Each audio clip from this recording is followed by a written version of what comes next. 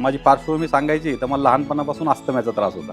अरे वा. हां, तो अस्थम्याचा त्रास म्हणजे तो असायचा बालदमा. बालदमा हां. म्हणजे त्याचा तो त्यावेळेस नांदगाव जरी पुण्याजवळ असलं तरी फार प्रगत असं नव्हतं. खेडेगाव, आठवड्यातनं काहीतरी 1-2 दिवस डॉक्टर येणार.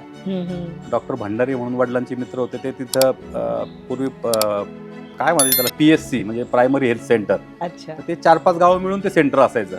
ते होते. असा काही त्रास झाला की मग ते यायचे. त्यांच्याकडनं जर तो आटोक्यात नाही आलं तर वडील शेती असायची. मग त्या नांदगाववरून आमच्या ऊस बागायतदार गाव, तिथं गुळ तयार व्हायचा. हो. त्या गुळाच्या ट्रक यायचे, त्या ट्रकमध्ये घालून मला आणायचे अरे बापरे.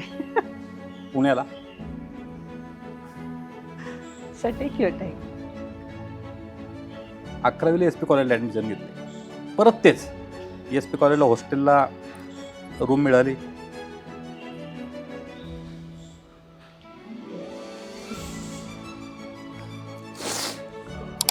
SP कॉलेजला जे मला रूम मिळाली ती ग्राउंड फ्लोअरला.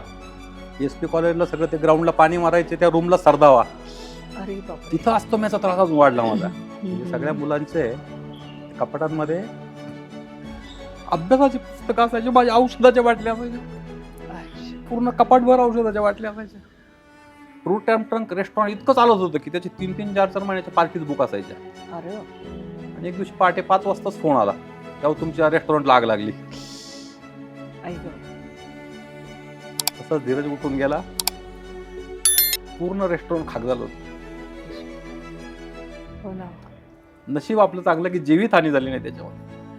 वर्षातनं आम्ही एक छोटी ट्रिप आणि एक मोठी ट्रिप अशा 2 ट्रिप्स करतो अशा सगळ्या. हो. आणि माझं तेच म्हणणं आहे की आफ्टर 50 फार गरजेचं आहे तुम्हाला की मित्रमंडळी किंवा ह्या बाकीच्या सगळ्या गोष्टी ज्या असतात त्या आपण करायला पाहिजे. करायला. आणि मध्यंतरी तुम्ही वाचले का मला माहित नाही, डॉक्टर हिरेमठांचा एक व्हिडिओ सगळीकडे फिरतोय बा. त्याच्यामध्ये त्यांनी तेच सांगितलंय, तुम्हाला जास्त दिवस जगायचं असेल तर मित्रांचे टोळे घेऊन तुम्ही जागा, तरच तुम्ही जास्त दिवस आणि चांगल्या पद्धतीने जगा.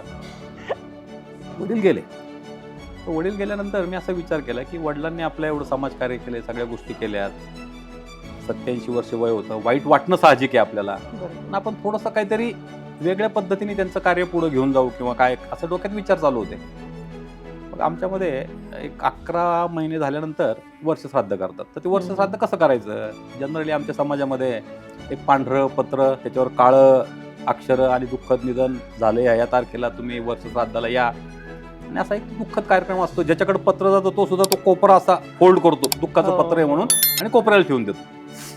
म्हटलं आपण ही पद्धत थोडीशी मोडू. म्हटलं आपण मी कलर पत्र छापलं की माझ्या वडिलांचं असं असं निधन झालं. आणि मी 11 महिने पूर्ण झटून त्यांच्यावर एक पुस्तक लिहिलं. कॉलेजला असताना मला बुलेटची हौस होती. म्हणजे बुलेटची भयंकर आवड.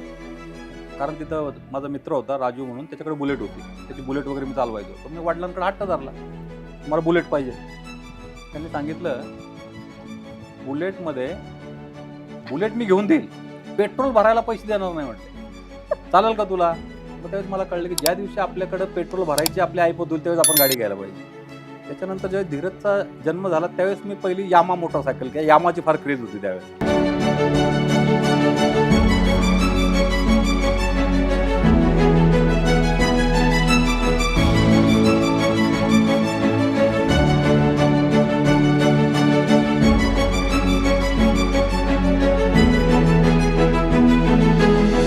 नमस्कार मित्रमैत्रिणींनो, लाईफ बिगिन्स आफ्टर 50 या सत्रात तुम्हा सगळ्यांचे स्वागत आहे. आम्ही दोघांनी आत्ताच आमची 50शी क्रॉस केली. जरा फॅमिलीची जबाबदारी कमी झाली, मुलांची जबाबदारी कमी झाली. आपण जसं हे लाईफ आता एन्जॉय करतोय तसं आपले बाकीचे मित्रमैत्रिणी किंवा आजूबाजूचे लोक कसे एन्जॉय करतात, तर याची उत्सुकता म्हणून आम्ही ही लाईफ बिगिन्स आफ्टर 50 ही संकल्पना सुरू केली.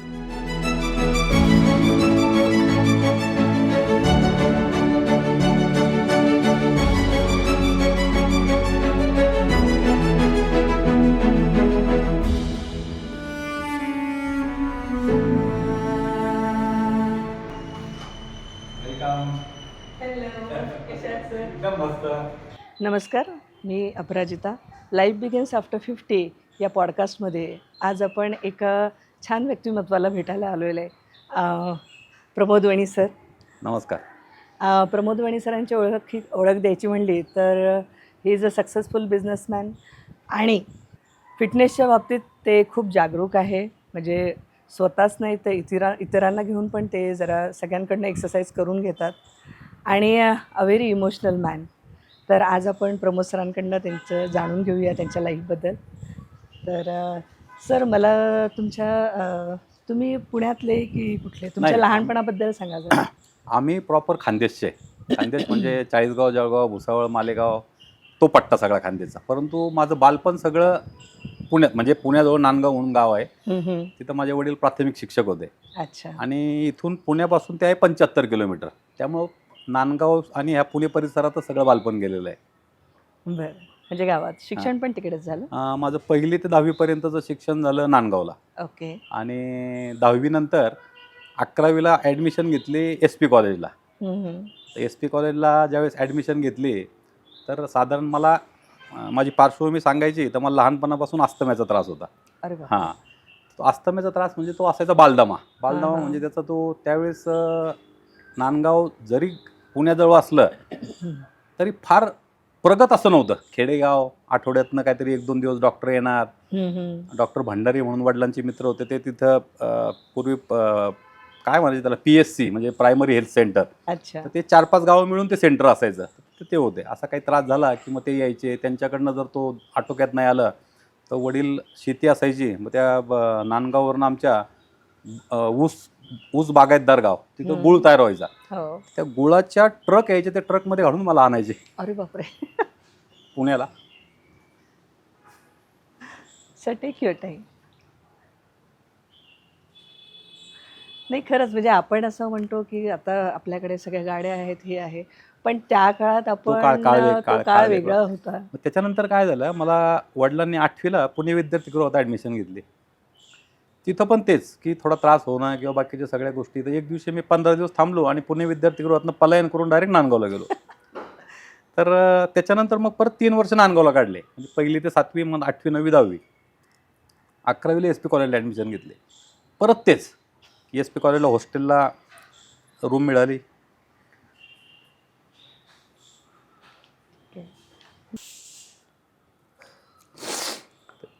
SP कॉलेजला जी मला रूम मिळाली ती ग्राउंड फ्लोअरला. SP कॉलेजला सगळं ते ग्राउंडला पाणी मारायचे, त्या रूमला सरदावा. अरे बापरे. तिथं अस्थम्याचा त्रास अजून वाढला माझा. म्हणजे सगळ्या मुलांचे ते कपाटांमध्ये अभ्यासाची पुस्तकं असायची, माझ्या औषधाच्या बाटल्या असायच्या. अच्छा. पूर्ण कपाटभर औषधाच्या बाटल्या असायच्या. परत नांदगावला गेलो. डॉक्टरांनी सांगितलं, हो तुमचा खानदेश इतका उष्ण प्रदेश, तुम्ही कशाला मुलाला पुण्यात ठेवता, तुम्ही खानदेशला पाठवा. वडिलांनी खानदेशला पाठवलं. आमच्या काकांचे घर आहे तिथं. माझं 11वी 12वी FY SY 5 वर्ष खानदेशला ग्रॅज्युएशन केलं. तिथं मराठा समाज पूर्ण. माझ्या वडिलांचे मित्र केदार सिंग धर्मा राजपूत, त्यांच्याकडं रोज नॉनव्हेज वगैरे व्हायचं. आमच्यामध्ये नॉनव्हेज, अंडी खाणं बंद प्रकार नव्हतं काही. त्यांनी सांगितलं, अरे प्रमोद तू नॉनव्हेज खायला सुरुवात कर, अंडी खायला सुरुवात कर, तुझ्या तब्येतीत फरक पडेल. मी तेव्हापासून नॉनव्हेज खायला सुरुवात केली आणि मला तिथं मग व्यायामाची आवड निर्माण झाली. बरोबर. म्हणजे माझ्या व्यायामाचा मूळ जो गाभा आहे तो इथं आहे. म्हणजे 5 वर्ष मी तिथं कॉलेज पण केलं आणि मी ह्या तब्येतीमुळे मी आर्ट्सला ॲडमिशन घेतली की जास्त ताण नको. अस्थम्याचं मूळ कारण तुमचं टेन्शन हे एक कारण असू शकतं. बरोबर. मग मी हसत खेळत शिक्षण केलं. आर्ट्स म्हणजे काय फार असं लोड घ्यायचं काम नव्हतं. हसत खेळत शिक्षण केलं, तब्येत छान केली आणि ग्रॅज्युएट झालो. ग्रॅज्युएट झाल्यानंतर परत नांदगावला आलो. ग्रॅज्युएशन पूर्ण झालं. माझ्या वडिलांचे मित्र होते ज्ञानोबा माऊली म्हणायचे त्यांना. त्यांचा मुलगा त्र्यंबक, तो मिलिटरीमध्ये होता आणि काहीतरी अचानक त्याला ब्रेन ट्यूमर वगैरे असं काहीतरी झाला आणि त्याला पुण्यात ॲडमिट केलं. त्यावेळेस वडिलांकडं पोस्ट ऑफिस होतं. टीचर पण होते नाही का. त्यावेळेला तुमच्या वडिलांनी बरंच काय काय केलं. हां, तर शिक्षक पण होते, त्यांच्याकडे पोस्ट ऑफिस होतं आणि शेती करायचे. ते म्हटले, प्रमोद मला तर काही त्याला भेटायला जायला जमणार नाही, तू आईला घेऊन तू जा. आईला घेऊन मी त्याला भेटायला पुण्यात आलो. पुण्यात आल्यानंतर त्याला भेटलो वगैरे आम्ही. आणि मामांकडे गेलो, बाळासाहेब पाटील माझे मामा. तर कालांतराने वडिलांचं परत निरोप आला की अरे माझे जेवायचे हाल होतो, आईला पाठवून दे. आईला परत नांदगावला पाठवलो. आणि त्या दिवसापासून पुण्यात जे मी स्थायिक आहे ते आत्तापर्यंत, म्हणजे याला 35 वर्ष झाले. म्हणजे बापरे. कुठलाही असा विषय नाही की व्यवसायाकरता पुण्यात आलो किंवा काही याच्याकरता आलो. पाठीमागची पार्श्वभूमी अशी आहे की माझे जे मामा बाळासाहेब पाटे ते वडिलांकडे नांदगाव शिकायला होते. माझ्या वडिलांकडे एकूण 29 मुलं शिकायला होते. म्हणजे आईचे भाऊ असतील, त्यांचे भाऊ असतील, माझे भाऊ असतील, असे सगळे शिक्षक असल्यामुळं त्यांना ती आवड पण होती. आणि पूर्वीच्या काळी कसं परिस्थिती पण नसायची लोकांची, हो, त्याच्यामुळे ते बरोबर. शिक्षणाकरता वगैरे बाहेरगावी पाठवणं किंवा अशा सगळ्या गोष्टी. तर वडिलांचे त्यांच्यावर थोडेसे हे असल्या कारणाने ते पण मग प्रमोदला आपण आपल्या व्यवसायामध्ये कुठेतरी कोऑप करून घेऊ, अशा पद्धतीने मी त्यांच्याबरोबर जॉईन झालो. शेवटी त्यांचा स्वभाव, आपला स्वभाव, आपली काम करण्याची पद्धत हो. मनं जुळली आणि तिथून पुढं मग आम्ही एकत्र काम करायला सुरुवात केली. तर त्यावेळेसच्या काळामध्ये म्हणजे बघा, आता साधारण 32-35 वर्षापूर्वीचा काळ आठवा तुम्ही, की पुण्यामध्ये असे किती बिल्डर होते वेल नोन, हो. की जे 5-7 बिल्डर होते, त्याच्यामध्ये एक आम्ही होतो. म्हणजे आपण भरपूर कामं केली. म्हणजे एक सदाशिव शनिवार नारायण पेठेमध्ये तर आता तुम्ही पाहिलं तर जिकडं मान फिरवाल तिकडं आम्ही कामं केलेली आहेत सगळे हो. तिथं. ऑफिस पण नारायण पेठेतच होतं. आता हे सगळं करत असताना बाळासाहेबांची मुलं हाताशी आले, की ज्या मुलांना मी शाळेत सोडवायला जायचो ते पार्टनर म्हणून हाताशी आले पुढं. हो. बरोबर. त्याचे व्याप मुलांमुळे त्यांचे पण नवीन विचार, नवीन सगळ्या गोष्टी, व्याप वाढला. वाढत गेलं. चांगल्या पद्धतीने कामं चालू केले. कालांतराने माझा मुलगा हाताशी आला, तो पण मग धंद्यामध्ये हो. आला. हे सगळं करत असताना चाललं होतं सगळं व्यवस्थित, तो काही विषय नाही आहे. व्यवसाय म्हटलं की चढ उतार येतातच. हो, बरोबर आहे. तर सिंहगड रोडला आमची तसं तुमचं पुण्यात सगळीकडे आहेत हो म्हणजे हो हो हो हो पाटे डेव्हलपर्स हो हो बऱ्याच हो ठिकाणी हो तुमच्या हो साईट्स आहेत. हो हो हो हो हो. तर सिंहगड रोडला सेया नावाचा प्रोजेक्ट आम्ही चालू केला. बरोबर 10-12 वर्षापूर्वी धनत्रयोदशीचा दिवस होता. याच वास्तूमध्ये मी राहायला आलो होतो. आणि माझ्या मिसेसची आईची काहीतरी धनत्रयोदशीच्या दिवशीच ते वर्षश्राद्ध वगैरे काय तरी असतं. तिची आई धनत्रयोदशी दिवशी गेलेली आहे. ती तिच्या भावाकडे होती, म्हणजे पुण्यातच असतो भाऊ तिचा. आणि मी आपलं घरी पेपर वाचत होतो इथं. मला जेवायला जायचं होतं, पण 12:30-1ला जेवायला जाऊ म्हटलं. तिचा मला फोन आला तिकडनं, टी व्ही लावा. टी व्ही लावल्यानंतर टी व्हीवर माझ्याच प्रोजेक्टची बातमी, की सेया प्रोजेक्टवर 3 कामगार खाली पडलेत आणि त्यांचा मृत्यू झाला. अरे अरे बापरे, मी शॉकच झालो. ऑफिसला सुट्टी, साईटला सुट्टी. कोविड पिरियड होता ना तेव्हा? हो, आणि झालं कसं म्हटलं असं. हां. नाही, कोविड नव्हता पिरियड, कोविडच्या अगोदरचा पिरियड होता तो. ओके. तर असं झालं कसं काय. तर मग थोडीशी चौकशी केली की आता ते कामगार लोक जे असतात ना, ते तिकडचे असतात सगळे, उत्तर प्रदेश उत्तर वगैरे. प्रदेश. त्यांना दिवाळीला तिकडे जायचं होतं. काय थोडं किरकोळ काम बाकी असेल साईटवरचं, ते गेट उघडून गेले, किरकोळ काम करू आणि उरकून आपण निघून जाऊ. साईटवर सुपरवायझर नाही, कुणी नाही. ते सेफ्टी प्रिकॉशन्स जे सुपरवायझर जे असतात ते बघतात ना सगळं काय असं सगळं ते. पहाडावरून एकाचा तोल गेला, त्या दोघांना घेऊन तो खाली पडला, 3 जण जागेवर खाली झाले. अरे तो बापरे. जो पिरियड आहे ना आयुष्यातला भयंकर कठीण प्रसंग. मग त्याच्यानंतर media, paper media, electronic media, राजकीय लोक, विधानसभेत तारांकित प्रश्न उपस्थित केला गेला. म्हणजे अरे आमची बापरे. चूक नसताना आम्ही होरपळलो गेलो त्याच्यामध्ये फार, हो. या सगळ्या गोष्टींमध्ये. आणि मग असं वाटतं की आपण कारण नसताना, आपला काही दोष नसताना या सगळ्या गोष्टी भोगाव्या लागतात. बरोबर आहे.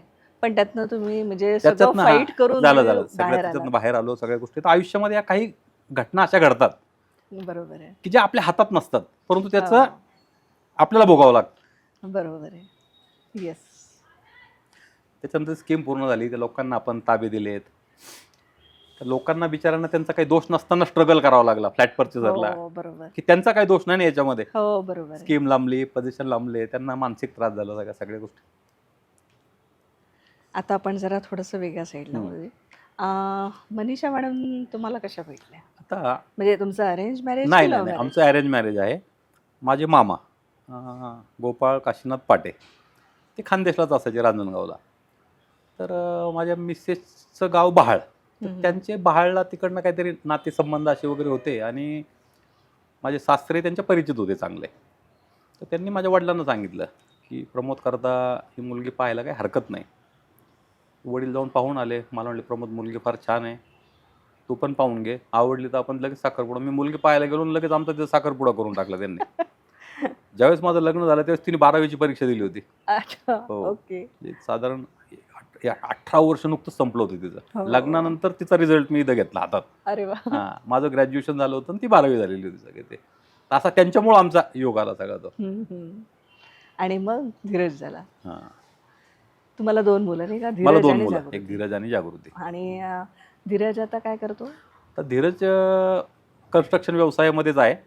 परंतु मध्यंतरी जसं मी सांगितलं, की जसं आमच्या साईटवर तो इन्सिडेंट झाला त्यावेळेस मी डोक्यात असं आणलं होतं, की आपण काहीतरी वेगळा बिझनेस चालू करू, की जेणेकरून मी कन्स्ट्रक्शनमध्ये आहे, तो त्याचं वेगळं काहीतरी विश्व हे करेल आणि त्याला रेस्टॉरंट विषयीची आवड होती. म्हणून मग आम्ही एक हिंजवडीला बार स्टॉक एक्सचेंज म्हणून एक फ्रँचायझी आहे. म्हणजे जसं आपलं स्टॉक मार्केट असतं ना, तसं ते बार स्टॉक हे म्हणून ते एक 10,000 स्क्वेअर फूटचं रेस्टॉरंट चालू केलं. अतिशय चांगला त्याला रिस्पॉन्स वगैरे होता. कालांतराने कोविड आला. कोविड आल्यामुळं ते रेस्टॉरंट बंद करावं लागलं. त्याच्यानंतर परत ट्रू ट्रंक म्हणून जसं लता मंगेशकरचं सर्जे रेस्टॉरंट आहे औंधला, त्याच्या एक्झॅक्ट समोर तिथे एक 5,000 स्क्वेअर फुटाचं त्याच पिरियडमध्ये ते रेस्टॉरंट चालू केलं. त्याच्यानंतर दुसऱ्या कोविडच्या लाटीमध्ये ते बंद करावं लागलं. अरे. परत रिन्युएशन केलं, ते चालू केलं. त्याच्यासोबत पुणेरी पाणीपुरीवाला म्हणून एक ब्रँड चालू केला, की आपण स्वतःचा एक ब्रँड चालू करायचा. आणि कन्सेप्ट अशी होती की जसं पाणीपुरी खायला आपण इकडं तिकडं जातो, तर ते आम्ही कार्ट तयार केल्या होत्या, की त्या कार्ट रोज कॉलेजसमोर उभ्या करायच्या किंवा जिथं जिथं आपले गार्डन्स असतील तिथं त्या कार्ट उभ्या करायच्या. आणि साधारण डोक्यात होतं की 100-1 कार्ट असे तयार करायचे, की जेणेकरून लोकांच्या दारात आपण जायचं, की त्यांना पाणीपुरी खायला कुठंतरी. ते सगळं केलं. परत कोविडची दुसरी लाट आली, त्याच्यामध्ये ते बंद करावं लागलं. एवढं सगळं करून ट्रू ट्रंक रेस्टॉरंट इतकं चालत होतं की त्याची 3-3, 4-4 महिन्याच्या पार्टीज बुक असायच्या. अरे. आणि एक दिवशी पहाटे 5 वाजताच फोन आला की अहो तुमच्या रेस्टॉरंटला आग लागली. तसंच धीरज उठून गेला. पूर्ण रेस्टॉरंट खाक झालं होतं. हो ना. नशीब आपलं चांगलं की जीवितहानी झाली नाही त्याच्यामध्ये. बरोबर. आणि आता त्याला म्हटलं की अरे हे काय आपल्या नशिबात दिसत नाही, परत तू बॅक टू पॅव्हिलियन आहे आणि आपला जो आहे व्यवसाय तोच व्यवसाय कंटिन्यू करा. तो कन्स्ट्रक्शन मध्ये तो करतोय काम सगळं काय. आणि जागृती काय करते? जागृती स्वतः ती आर्ट टीचर आहे. ती घरी प्रत्येकाची पर्सनल कोचिंग घेते, ड्रॉइंग, वॉटर कलर, पेंटिंग. आणि तिने वर्कशॉप पण घेते, मुलांची वर्कशॉप वगैरे घेते. चांगलं चाललंय तिचं. ओके. आणि देवश्री तुमची सून नाही का, तिच्याबद्दल पण काही सांगा. ती पण मला वाटते तुम्ही कलेला खूप जोपासता असं मला एक जाणवलं. देवश्री, ज्यावेळेस देवश्रीला आम्ही पाहिलं की तिला कुणी असं म्हणत नाही की ती आमच्या फॅमिलीतली नाही. असं सगळेजण म्हणतात की ती तुमच्या फॅमिलीतलीच आहे. ती आमच्याशी मिळते जुळत्या, तिच्या सवयी, कलेची आवड, चेहरेपट्टी किंवा सगळ्या गोष्टी. तर ती स्वतः भरतनाट्यम करते. ती इंटिरियर डिझायनर आहे, स्वतः इंटिरियरचे कामं करते. आणि आत्ताच 12/12/2025 तारा नावाच्या अतिशय छान मुलीला जन्म दिला तिने. मी आजोबा झाला, आजोबाजी. नाव पण खूप छान ठेवलं तुम्ही, तारा. पण त्याच्या मागे असं काही म्हणजे हे होतं लॉजिक असं खरं नाहीये खरं. कारण काय असतं, मी तर हे जन्मपत्रिका वगैरे काही पाहत नाही. बरोबर. परंतु निदान घरातले म्हटले नाव कशावर निघतं ते तर पाहायला पाहिजे ना आपण. हो.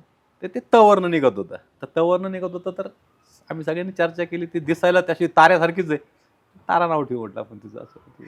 असं लखलखता तारा आहे तो आमच्या परिवाराचा. बरोबर आहे.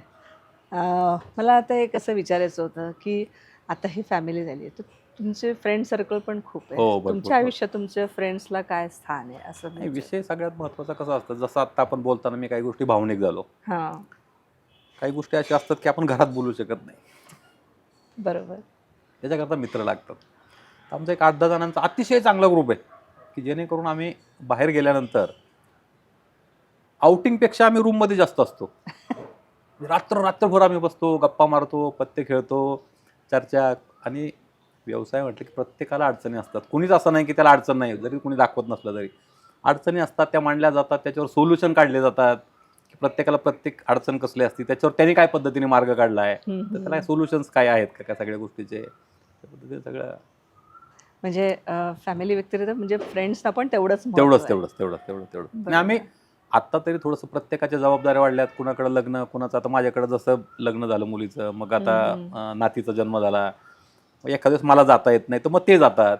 असे 1-2 जण जरी नसले तरी वर्षातनं आम्ही एक छोटी ट्रिप आणि एक मोठी ट्रिप अशा 2 ट्रिप्स करतो अशा सगळ्या. हो. आणि माझं तेच म्हणणं आहे की आफ्टर 50 फार गरजेचं आहे तुम्हाला हे, की मित्रमंडळी किंवा ह्या बाकीच्या सगळ्या गोष्टी ज्या असतात त्या आपण करायला पाहिजे. करायला आणि पाहिजे. मध्यंतरी तुम्ही वाचले का नाही मला माहित नाही, डॉक्टर हिरेमठांचा एक व्हिडिओ सगळीकडे फिरतोय बा. त्याच्यामध्ये त्यांनी तेच सांगितलंय की तुम्हाला जास्त दिवस जगायचं असेल तर मित्रांचे टोळे घेऊन तुम्ही जागा, तरच तुम्ही जास्त दिवस आणि चांगल्या पद्धतीने जगाल. अगदी बरोबर. हो. तुम्हाला पेटची पण खूप आवड आहे, हो, बरोबर भयंकर, आहे? भयंकर, भयंकर, तुमच्याकडे एक पेट पण हो, होतं. माझ्याकडे मर्सी म्हणून पेट होता. ॲक्च्युली मला आणि मिसेसला तशी आवड नव्हती, की धीरज आणि जागृती लहान होते. ते म्हटले आपल्याला कुत्रा पाळायचा आहे. तर पहिली गोष्ट तर मिसेसने कानावरच हात ठेवले. नाही, नाही, ते घरी आणायचं नाही, ते चालणार नाही, आणि असं नाही, आणि तसं नाही. मुलांनी न सांगता घरी घेऊन आले. घरी घेऊन आले तर तो उंदीर असतो ना तेवढाच, म्हणजे आपले स्लीपर असते ना त्या स्लीपरच्या मधनं जायचा इतका तो लहान होता. ऐक. तर आणि त्याचा इतका लळा लागला आम्हाला. त्याच्यानंतर मग सगळ्यात जास्त मनीषा करायची, म्हणजे माझी मिसेस त्याचे. इतका तिला लळा लागला की ती त्याच्यावर राहूच शकत नव्हती. बरोबर. मग मुलं प्रत्येकजण शेवटी मुलांचं कसं असतं, आवड असते आणण्याची, परंतु ती करायची वेळ येते त्यावेळेस मुलं तितकं करत नाहीत ना. हो. यायचं, त्याच्या पप्प्या घ्यायच्या इथपर्यंत ठीक असतं आणि डॉक्टर दवाखाना. बाकीचं त्याचे जे सगळं करायचं असतं की हा. त्याचं विंचरणं म्हणा किंवा त्याची हो. शूशी बाकीच्या सगळ्या गोष्टी करायच्या. तर त्यामुळे तिची आणि त्याची इतकी अटॅचमेंट होती. आता साधारण तो 13 वर्ष जगला. तर ज्यावेळेस म्हणजे आम्हाला वाटत पण नव्हतं की असं तो जाईल असं. आम्ही इंदोरला असंच ट्रिपला गेलो होतो महाकालच्या दर्शनाला. तिकडे गेला असताना मुलांचा फोन आला की तो एकदम असा अस्वस्थ झालाय, घरामध्ये सगळं फिरतोय, मम्मीला पाहतोय, ह्या रूममध्ये जाऊन बसतोय, त्या रूममध्ये जाऊन बसतोय. बापरे. मग आम्ही आलो तर तो लिफ्ट जवळ बसलेला होता. बारीक झालेला होता. 5-7 दिवस त्याने काही खाल्लेलं नव्हतं. महिने जवळ घेतलं, सगळ्या गोष्टी केल्या आणि 1-2 दिवसामध्ये तर गेला. काही त्रास नाही झाला त्याला, काही नाही. परंतु ते सगळ्यात वाईट आणि दुःखद प्रसंग, घरामध्ये एखादं पेट असणं आणि तो जाणं, हो, सर्वात वाईट. खरंच आहे. कारण त्याच्यानंतर तुम्ही सगळ्यांनी एक मला वाटते टॅटू पण हो, करून घेतला ना हो. त्याच्या मग आम्ही आठवणीनं? सगळ्या पूर्ण फॅमिलीने त्याचा ॲक्च्युली जो हे आहे ना, तो आम्ही हे करून प्रत्येकाने आम्ही त्याचे हे करून घेतलेला आहे तो सगळा. तर म्हणजे त्याच्या हृदयात त्याला स्थान दिलेलं आहे आम्ही. बरोबर. आणि आता आठवण म्हणून एक पेट पण आहे खाली. हो, मग आता आठवण म्हणून मग मी खाली आणले. आता कॉमन खाली असतो आमच्या पार्किंगमध्ये. तुमच्या वडिलांबद्दल पण मला थोडं विचारायचं आहे, तर थोडं तेही सांगू हां, शकाल? आता माझे वडील, त्यांचं पूर्ण नाव दत्तात्रय भिकावानी, पण त्यांना सर्व नाना म्हणायचे. मगाशी मी सांगितल्याप्रमाणे ते प्राथमिक शिक्षक होते, अतिशय कष्टातनं वर आलेले. आणि ज्यावेळेस मग मी पुण्यात स्थायिक झालो, त्याच्यानंतर मग ते सगळं त्यांना सगळं तिथलं शेतीवाडी नांदगावला जे आहे, म्हणजे शेती अजून पण आहे माझी तिथं. त्यांना सगळं बळजबरीने माझ्याकडे घेऊन आलो इकडं. अतिशय छान तब्येत, स्वभाव कडक एकदम, मनाने प्रेमळ पण स्वभाव कडक. तर हे सगळं असताना आम्हाला असं वाटत होतं की कारण माझे आजोबा 106 वर्ष जगले, म्हणजे त्यांचे वडील माझ्याकडेच होते, ते माझ्याकडेच त्यांचा देहांत झाला. त्यामुळे असं मला वाटत होतं की वडील कमीत कमी 100 वर्ष जगतील. तर इथं आमच्या नातेवाईकांकडे खानदेशला काहीतरी कार्यक्रम होता आणि ते त्या कार्यक्रमाकरता गेले होते. तिकडनं ते परत आले आणि मला प्रमोद थोडं पोटात दुखतंय. तर त्यांना हे भेळ फरसाण वगैरे फार आवडायचं. तर त्यांना म्हटलं तुम्ही जाताना ती सरदवाडी लागती खानदेशला जाताना, तुम्ही भेळ खाल्ली का तिथं? हो म्हणे खाल्ली. 100% म्हटलं तुम्हाला ते भेळमुळं काहीतरी पोटात बिटात दुखत असेल, तुम्ही इनो घ्या आणि झोपा, काही होणार नाही म्हटलं. इनो घेतला. सकाळी म्हटले अरे ते नाही ना, माझं पोट काही थांबलं नाही. मी डॉक्टरांकडे घेऊन गेलो. मी आणि ते सुरेन चव्हाण म्हणून, आता नाही येत ते, सहकार नगरला मी राहायचो. पण प्रमोद मला थोडीशी वेगळी शंका येते, स्कॅन करून घे. स्कॅन केला तर त्याच्यामध्ये कॅन्सरचं डायग्नोसिस झालं. ठीक आहे, होऊ शकतं, आता काय वय 87 वर्ष वय होतं त्यांचं. वाईट वाटलं, पण तू चांगले वडिलांवर मी मुंबईला डॉक्टर आडवाणी म्हणून कॅन्सर स्पेशालिस्ट आहेत, सगळे उपचार सर्व केले. 1 वर्ष होते ते उपचारांना, त्यांनी चांगला प्रतिसाद दिला, परंतु यश आलं नाही सगळं ते. वडील गेले. तर वडील गेल्यानंतर मी असा विचार केला की वडिलांनी आपल्या एवढं समाजकार्य केले, सगळ्या गोष्टी केल्यात, 87 वर्ष वय होतं, वाईट वाटणं साहजिक आहे आपल्याला. बरोबर. पण आपण थोडंसं काहीतरी वेगळ्या पद्धतीने त्यांचं कार्य पुढे घेऊन जाऊ किंवा काय, असं डोक्यात विचार चालू होते. मग आमच्यामध्ये एक 11 महिने झाल्यानंतर वर्षश्राद्ध करतात. तर ते वर्षश्राद्ध कसं करायचं? जनरली आमच्या समाजामध्ये एक पांढरं पत्र, त्याच्यावर काळं अक्षरं आणि दुःखद निधन झाले या तारखेला तुम्ही वर्षश्राद्धाला या.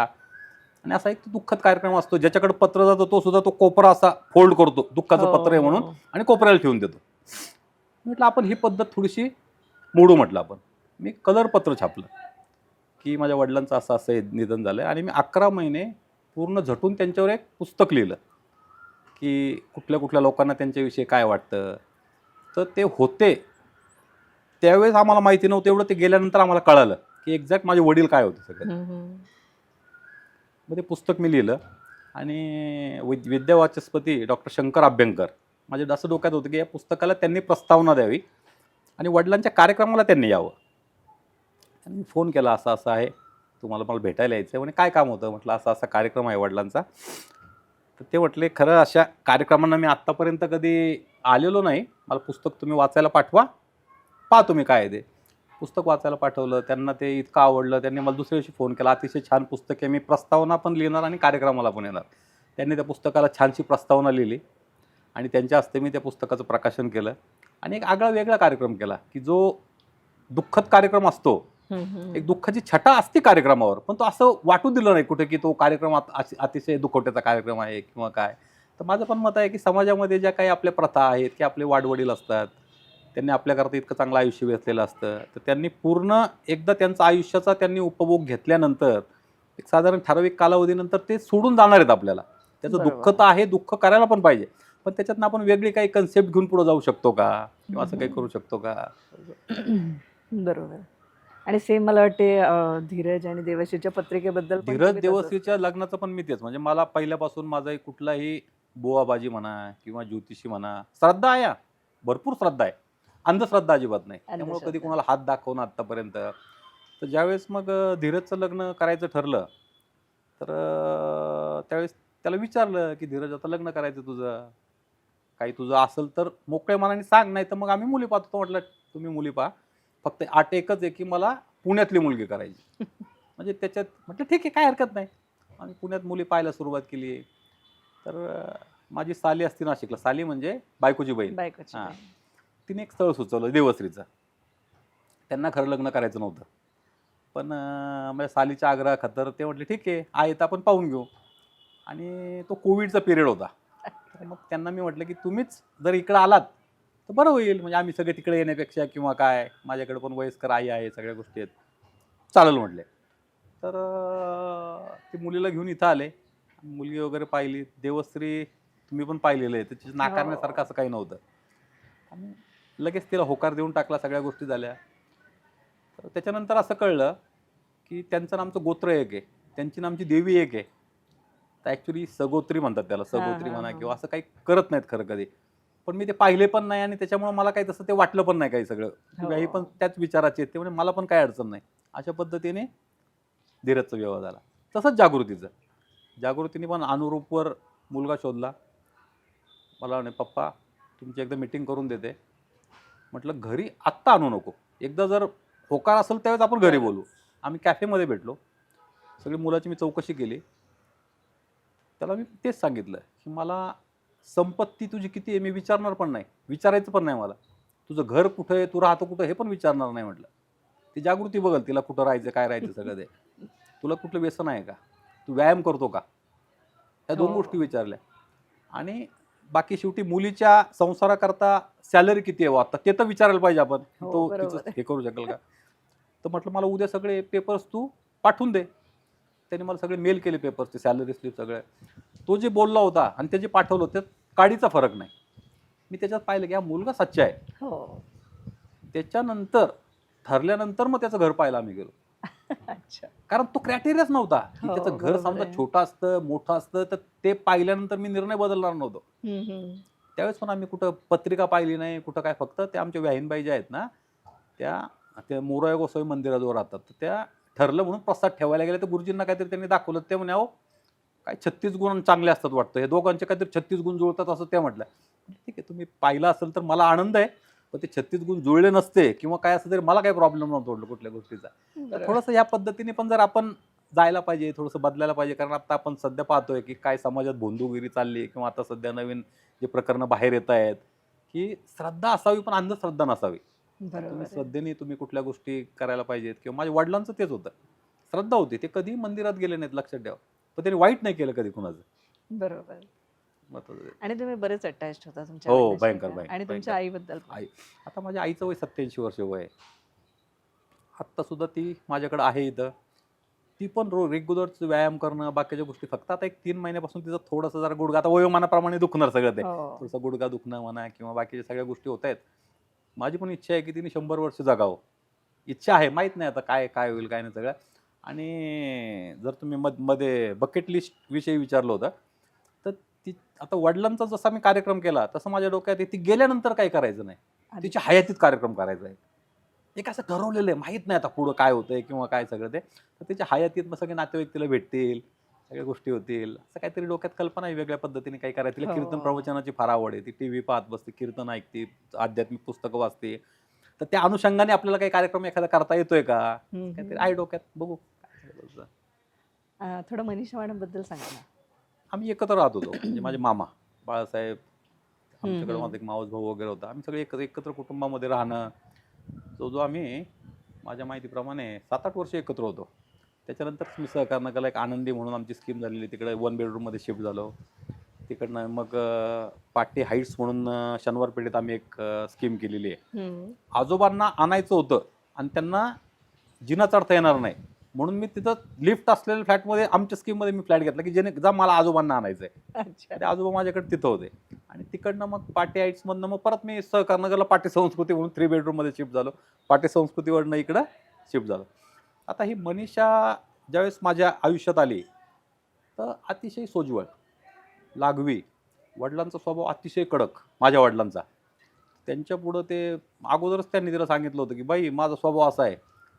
नांदगावचे आमचे जे लोक जे असतात ना, एकाच वेळेस ते जीप भरून 15-15, 20-20 लोक येणार. ते लोक आल्यानंतर जसं ते आत्ता तुम्हाला आल्यावर म्हटलं की पहिला नाश्ता करावा लागेल, तर आल्यानंतर कपाळाला आठ्या नकोत. तसं असेल तर मी येत जाईल तुझ्याकडं, नाहीतर नाही तर येणार नाही. हा. त्याच्यामुळे तिला ते सासऱ्यांचा स्वभाव माहिती होता, कसा स्वभाव आहे. आमची आई एकदम सोज्वळ, म्हणजे एकदम शांत, कधी काही बोलणार नाही, कधी काही विषय नाही. त्यांच्या याच्यामध्ये तिने निभावून दिलं सगळ्या गोष्टी या सगळ्या. बरोबर. आणि सगळ्यात महत्त्वाचं म्हणजे मला व्यायामाची आवड. हम्म. आमचं लग्न झाल्यानंतर मी तळजाईला फिरायला जायचो. तिला म्हटलं चल तू पण फिरायला. मग एवढं असताना ती माझ्यावर फिरायला पण येणं.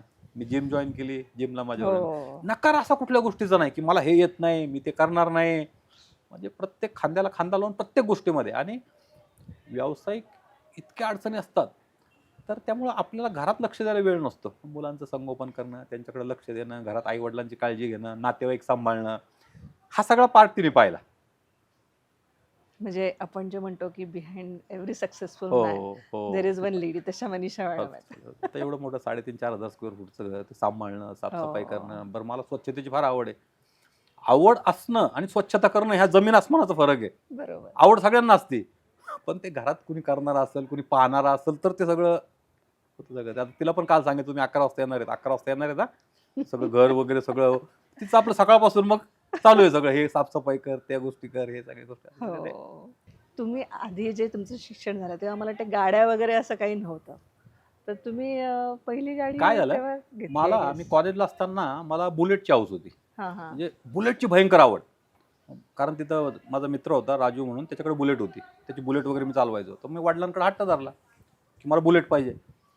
त्यांनी सांगितलं बुलेट मी घेऊन देईल, पेट्रोल भरायला पैसे देणार नाही म्हटले. चालेल का तुला? मग त्यावेळेस मला कळलं की ज्या दिवशी आपल्याकडं पेट्रोल भरायची आपली ऐपत होईल त्यावेळेस आपण गाडी घ्यायला पाहिजे. त्याच्यानंतर जेव्हा धीरजचा जन्म झाला त्यावेळेस मी पहिली यामा मोटरसायकल, किंवा यामाची फार क्रेज होती त्यावेळेस. हो. मला आठवतंय माझ्या 22 नंबर होता माझ्या गाडीचा, तो 22 हां. यामा घेतली होती मी त्यावेळेस. मग यामानंतर मग त्याच्यानंतर मी मारुती 800 घेतली, त्याच्यानंतर वॅगनार घेतली, त्याच्यानंतर होंडा घेतली, त्याच्यानंतर i10 पण घेतली मुलीकरता. मग ऑडी घेतली, मग फॉर्च्युनर घेतली, मग आता जागृती करता विंडसर घेतली तिच्याकरता. अरे वा. तो प्रवास पण सुरुवात जी झाली ती पहिली यामापासून, यामा पहिली पासून. Motorcycle Yamaha. म्हणजे यामा म्हटलं की तो आवाज हो भ्रुम, भ्रुम. हो हो हो हो. सर आता कसं आहे, बरेच लोक जे आहेत त्यांनी 50शी क्रॉस केलेली आहे आणि म्हणजे बऱ्याच लोकांना असं झालं आता 50 झालं, आता काय हाफ सेंचुरी झाली, आता आपण रिलॅक्स होऊ, काय आता काय करायचं, आता काही उरलं नाही. आता अशा लोकांना तुम्ही काय सल्ला देऊ शकता? आता मी सल्ला देण्यापेक्षा मी सल्ला देण्याइतपत मोठं नाही आहे, परंतु एक माझा अनुभव मी सांगतो. मी असं ठरवलं होतं की व्यवसाय तर असा विषय आहे की तुम्ही मरेपर्यंत व्यवसायात तुमची सुटका नाही आहे. बरोबर. मी असं ठरवलं होतं की 50शीला आपण थोडीशी एक्झिट घ्यायची व्यवसायातनं, मार्गदर्शन करायचं परंतु एक्झिट घ्यायची. परंतु काय झालं, कोविडचा पिरियड आला, ह्या सगळ्या गोष्टी आल्या, त्याच्यामुळं मला ते 50शीत मला करता आलं नाही. तर ॲक्च्युली मी ठरवलंच होतं की 50शीला आपल्याला थांबायचं आहे. पण मी ते आत्ता केलं, म्हणजे साधारण 56-57व्या वर्षी मी ते हळूहळू केली. सुरुवात केली आपण ते. तर माझं सगळं सर्वांना तेच सांगणं आहे की तुम्ही जाईपर्यंत व्यवसाय, नोकरीवाल्यांना काय माहिती आहे का, त्यांना रिटायरमेंट आहे, त्यांना थांबावं लागतं बरोबर. की आता रिटायरमेंट आहे, आता आपण व्यावसायिकांचं तसं नसतंय. मरेपर्यंत त्यांना जबाबदारी असतात, मरेपर्यंत सगळ्या गोष्टी असतात. आणि शेवटी काय असतं, व्यवसाय करत असताना ती एक नशा पण असते, कुठं थांबायचं ते कळलं पाहिजे. तर मी त्या पद्धतीने आणि तुमच्या अपेक्षा आहे ना, आज तुमच्याकडे ऑडी आहे, उद्या फॉर्च्युनर आहे, अजून तुम्हाला वाटतं उद्या हेलिकॉप्टर पाहिजे, परवा वाटेल विमान पाहिजे, त्याला अंत नाही ना. अंतर. कुठं थांबायचं हे कळलं पाहिजे. तर माझं सर्वांना हेच सांगणं आहे की कुठं थांबायचं हे तुम्हाला समजलं पाहिजे. आणि शेवटी हे कोविडमध्ये पाहिलं आपण की आपल्या गरजा किती आहेत. हो. आयुष्य जगायला ज्यावेळेस आपण घरामध्ये होतो, आपल्याला किती पैसे लागत होते? नव्हते लागत ना. बरोबर. दिवसभर आपण घरात होतो, कामं पण आपण करायचो, सगळ्या गोष्टी करायचो. त्याच्यामुळे हे जर लक्षात ठेवलं की आयुष्य जगण्याकरता फार पैसे लागत नाहीत. मुलांना पण मी तेच सांगतो. त्याच्यामुळे माझी अशी नाही, आमच्या पूर्ण फॅमिलीची लाईफस्टाईल तीच आहे. फार हेक्टिकपणा करायचा नाही, फार त्रास होईल, फार बर्डन होईल इतके कामं करायचे नाहीत. कारण आपलं आयुष्य जगण्याकरता फार पैसे लागत नाहीत. हो. आणि तेवढे याच्यामध्ये सगळं आपलं आयुष्य आपण जगू शकतो. बरोबर. दुसरा महत्त्वाचा मुद्दा की आपण हेल्थकडे दुर्लक्ष करतो. कारण असं आहे की आत्तापर्यंत जर आपण उदाहरण पाहिले असतील, तर मी बऱ्याच ठिकाणी पाहतो की मुलगा 10वीला गेला, मुलगा 12वीला गेला, तो तिकडे परीक्षा देत असतो आणि इकडं आईबाप ICUमध्ये असतात. कुणाला तरी हार्ट अटॅक आलेला असतो, हो. कुणाला तरी पॅरालिसिसचा अटॅक आलेला असतो, कुणाला तरी ब्रेन स्ट्रोक झालेला असतो. कारण ते हेल्थकडे लक्षच देत नाहीत. कष्ट करणे, मुलं वाढवणे, आणि नेमकं त्यांच्या 10वी-12वीच्या पिरियडला हे अशा घटना घडतात आणि ते मुलं उघड्यावर पडतात बिचारे. हो. आणि मग त्यांचा स्ट्रगल चालू होतो. तुम्ही जर तुमच्या हेल्थकडे लक्ष दिलं तर निदान तुमचं आसनं सुद्धा फार महत्त्वाचं आहे. हो. बरोबर. तुम्ही फार कमवायलाच पाहिजे किंवा त्यांना हातभार लावायलाच पाहिजे असं काय, तुमचं आसनं. हो. त्यामुळे तुम्ही आसण्याकरता तुम्ही हेल्थ चांगली ठेवली पाहिजे तुमची. अं, तुमच्या बकेट लिस्ट बद्दल पण मला जाणून हां, घ्यायला आता मी आवडेल. बकेट लिस्टमध्ये माझ्या 2-3 गोष्टी आहेत. त्याच्यात सगळ्यात महत्त्वाचं की माझ्या आईचं वय आता 87 वर्ष वय आहे. जसं मी मध्ये सांगितलं की वडील गेल्यानंतर मी त्यांच्यावर पुस्तक लिहिण्याने एक कार्यक्रम केला. माझी स्वतःची एक अशी धारणा आहे की व्यक्ती गेल्यानंतर काही करण्यापेक्षा ती व्यक्ती असताना केलं पाहिजे त्यांच्या डोळ्यासमोर. हां. मग ती व्यक्ती गेल्यानंतर नातेवाईक येतात, सगळे भेटायला येतात, तर ती व्यक्ती असताना त्यांनी काही होऊ नये. बरोबर. तर आई हयात असतानाच एक तिचा चांगला कार्यक्रम करायचा की जेणेकरून सगळे नातेवाईक येतील, तिला भेटतील, तिला पण आनंद होईल या सगळ्या गोष्टी. कारण ती काय म्हणते की प्रमोद, तुझे वडील असताना तू पुस्तक लिहिलं असतं, त्यांना किती आनंद झाला असता. म्हणजे तसं एक ते डोक्यात विषय आहे. ती एक बकेट लिस्ट आहे. होईल, नाही होईल, शेवटी विधात्याच्या हातात आहे. पाहू आपण काय करायचं सगळं ते. आणि जसं आत्ता मी तर एन्जॉय करतोय ट्रिप करणं किंवा बाकी सगळ्या गोष्टी. सगळं जग फिरायचं असं एक डोक्यात आहे. कारण आता तब्येत पण चांगली आहे, सगळ्या गोष्टी आहेत. परंतु आता नातीचा जन्म झाला, मुलीचं लग्न झालंय, उद्या अजून तिचं माहीत नाही काय आहे ते. डोक्यात कल्पना आहेत. बघू आता कसं कसं होतंय, काय काय होतं सगळं ते. आणि दुसरं असं की मला लाईफ एन्जॉय करायला फार आवडतं. म्हणजे आपण ज्या टेरेसमध्ये इथं बसलो ना, रोज सकाळी मी इथं बागकामाची आवड आहे, झाडांना पाणी घालणं, पेपर घेणं, ब्लॅक कॉफी घेऊन टेरेसमध्ये पेपर वाचत बसणं. तर ह्या सुद्धा गोष्टी, हे पूर्वी माझं कुठेतरी स्वप्न होतं की असा छानसा टेरेस असावा, त्याच्यामध्ये आपण सकाळी असं पेपर घेऊन बंगलीवर बसावं. मी आर्किटेक्टला सांगतानाच सांगितलं की मला टेरेसमध्ये गार्डन आणि मला बंगली पाहिजे. माझी पहिली आठ. मी घर तयार करताना सुद्धा मी अशी लिस्ट करून ठेवली होती की मला गुढीपाडव्याची गुढी कुठं उभारायची, मला आकाशकंदील कुठल्या जागी लावायचा आहे, मला बंगली कुठल्या ठिकाणी पाहिजे. वास्तुशास्त्र नाही, वास्तुशास्त्र अजिबात नाही. देवघर कुठल्या बाजूला मला पाहिजे की जेणेकरून सगळ्यांना सोयीस्कर होईल सगळं. तर ती जी माझ्या डोक्यात कल्पना होते त्या पद्धतीने तर आत्ता तरी सत्यात उतरलेल्या आहेत. अजून काही कल्पना आहेत, अजून आयुष्य भरपूर बाकी आहे. त्या सत्यात उतरावत ही परमेश्वर चरणी प्रार्थना आहे. बरोबर. आणि तुमचं समाजकार्याबद्दल पण म्हणजे तुमचं हां, आता मला स्वतःला वडिलांचा तो वारसा माझ्याकडे आहे. मला सोशल लाईफची थोडीशी आवड आहे आणि जीवनात एक तत्व आहे, भले कोणाचं चांगलं करता आलं नाही तरी चालेल, पण वाईट करायचं नाही. वाईट. सगळ्यात महत्त्वाचं ते म्हणजे पहिलं तत्व ते. भले यदा कदाचित आपल्याकडनं नाही जमणार बा चांगलं करायला, वाईट कधी कोणाचं करायचं नाही, वाईट बोलायचं नाही, टोमणे मारायचे नाहीत, कोणाला दुखवायचं नाही. दुखवणं हे सुद्धा वाईट करण्यासारखंच आहे. हो. म्हणजे पटकन एखाद्याला आपण चेष्टा मस्करीमध्ये काहीतरी बोलून जातो म्हणा किंवा बाकीच्या सगळ्या गोष्टी. आणि आता 50शी नंतर तर फार जाणवतं ते, बरोबर. कोणाची मनं दुखावली नाही पाहिजेत आपण किंवा बाकीच्या गोष्टी काही केल्या नाही. तसं आमच्या धनकोडी मंडळ म्हणून आहे समाजाचं, त्याचा मी अध्यक्ष होतो. आमचे नांदगाव म्हणून गाव आहे, त्याची 50 वर्ष जुनी पाणी पुरवठा सोसायटी आहे. पाणी पुरवठा सोसायटी म्हणजे काय, जशी आपली बँक असते किंवा पतसंस्था असते, पासबुक घेऊन जायचं आपण, तिथं पैसे ठेवलेले असतात, पैसे भरायचे काढायचे, तसं त्या नांदगावला ती आता नाही आहे ती लिफ्ट इरिगेशन संस्था, कारण आता सगळं बदल झाला आता सगळा. तर त्या संस्थेमध्ये असे आम्ही पासबुक केलेले होते की लोकांनी जायचं, ते पासबुक दाखवायचं, त्या पाण्याची तारीख ठरवायची त्याची, त्या तारखेला त्याला शेतीला, कारण 1500 एकरचं क्षेत्र त्या नदीवर भिजायचं तिथल्या. त्या सोसायटीचा तिथला चेअरमन असणं हे फार मानाचं पद होतं. त्या सोसायटीमध्ये मी 10 वर्ष संचालक होतो. त्या सोसायटीमध्ये मी चेअरमन होतो. त्या माध्यमातून त्या गावामध्ये काही मला थोडेफार कामं करता आले, बाकीच्या सगळ्या गोष्टी करता आल्या, ते काम केले. अजून सुद्धा लोक ते आठवतात की तुमच्या काळामध्ये अशी अशी कामं झालीत, अशा अशा सगळ्या गोष्टी झाल्या, सगळं ते. बरोबर. आणि दुसरं असं की जर यदा कदाचित समाजामध्ये कोणाला आपली गरज असेल आणि त्याला धावून जायचं असेल, तर मी ती वाट पण पाहत नाही फोनची की याला अडचण आहे, की गोष्टी कळल्या की मी स्वतः धावून जातो. बरोबर. काही अडचण आहे का, काही विषय आहे का, किंवा माझ्या परीने मी काय मदत करू शकतो तुला. आणि हे सगळं करत असताना मला त्याचा अनुभव आलाय की याचे फळं तुम्हाला मिळत जातात पुढं. हो. जसं आपण म्हणतो ना की आपण कर्म करत फुलं राहायचं. वाटले किंवा चंदन जर कोणाला लावलं तर त्याचा वास आपल्याला पण येतो. आपल्याला पण तर तसाच तो प्रकार आहे आणि त्याची ती धारणा असल्यामुळं ती करायची इच्छा होते.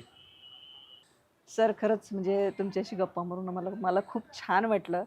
म्हणजे असं आपण एक म्हणतो की एखादा एक मॉडर्न विचारांचा माणूस आहे आणि प्लस त्यांनी जे प्रथा आहे किंवा ज्या खूप चांगल्या प्रथा आहेत, चांगल्या प्रथा मी म्हणते, की त्याची पण तुम्ही जोपासना केलेली आहे. तुमच्या गावाबद्दलचं अटॅचमेंट, तुमचं पॅरेंट्सबद्दल अटॅचमेंट, मुलांबद्दल, बायकोबद्दल प्रेम, खरंच खूप छान आहे. आणि आता तुम्ही आजोबा पण झालाय.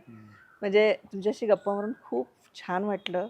आणि होप सो आता आपले हे जे 50शी आहे आता ज्यांनी क्रॉस केलेली आहे, त्यांना तुमचा हा पॉडकास्ट नक्कीच आवडेल आणि तुमच्याकडनं प्रेरणा घेतील. खूप धन्यवाद. काही शिकण्यासारखं आहे. Thank you so much. धन्यवाद. धन्यवाद.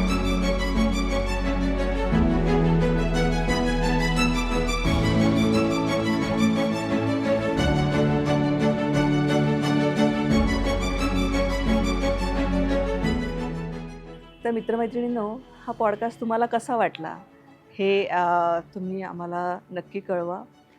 कमेंट्स द्या आणि चॅनल सबस्क्राईब करा, लाईक अँड शेअर करा. तर भेटूया लवकरच.